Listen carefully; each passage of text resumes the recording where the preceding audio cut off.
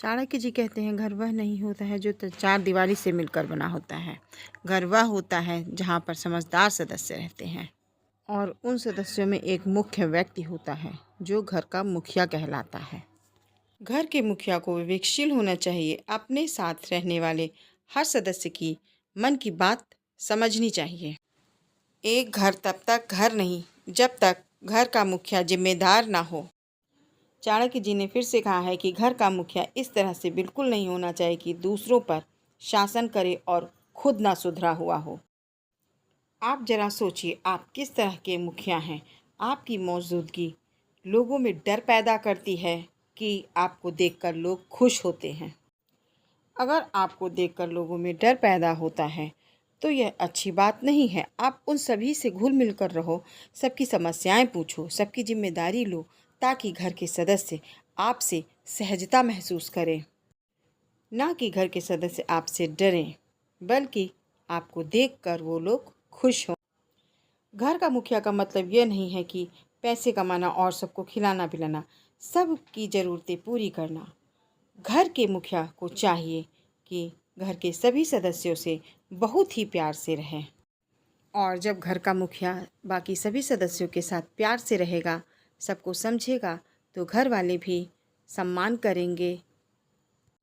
घर के मुखिया को क्रोधी नहीं होना चाहिए, बल्कि शांत स्वभाव वाला होना चाहिए। घर का मुखिया अगर अनुशासित है तो घर में सभी लोग अनुशासन में रहेंगे। अगर घर के मुखिया के सामने कुछ कठिन परिस्थितियां हैं जो सिर्फ उसको परिवार के लिए फैसला लेना पड़े, कभी बेटे के लिए कभी पत्नी के लिए, तो उसको घर के पिता और पति बनकर नहीं रहना है। उसको घर में एक मुखिया के तरीके से फैसले लेने चाहिए जिसमें परिवार का हित हो। आचार्य चाणक्य जी कहते हैं कि अगर परिवार के लिए कठिन निर्णय लेने पड़े तो वो भी लेने चाहिए, जिससे हमारा परिवार अच्छी तरह से सुरक्षित रह सके। घर के मुखिया के पास ज्ञान का भंडार होना चाहिए, ना कि घमंड।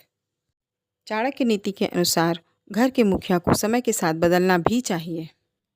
घर के मुखिया को समय के साथ इसलिए बदलना चाहिए कि जो पुरानी नीतियों में बैठा है या पुराने शासन करता है, वो खुद तो डूबेगा और पूरे परिवार को डुबाएगा।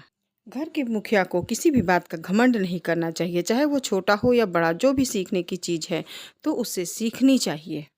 अगर आप अपने परिवार को अच्छे से रखना चाहते हैं कि सब लोग हिल मिल कर रहें, तो चाहे कोई छोटा हो या बड़ा हो, आपको उनसे राय मशवरा करना चाहिए।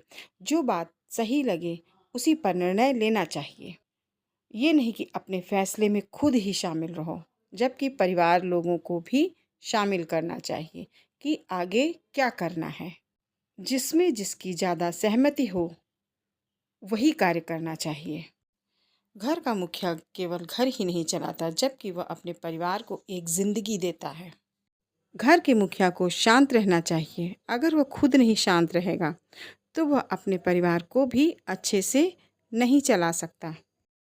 मुखिया को ऐसा होना चाहिए कि वह अपने परिवार को अनुशासन से भर सके। घर के मुखिया को न्यायप्रिय होना चाहिए। अगर घर का मुखिया ही आलस्य से भरा हो, हर काम को टाल रहा हो, तो समझ लीजिए उसका घर दिशाहीन है।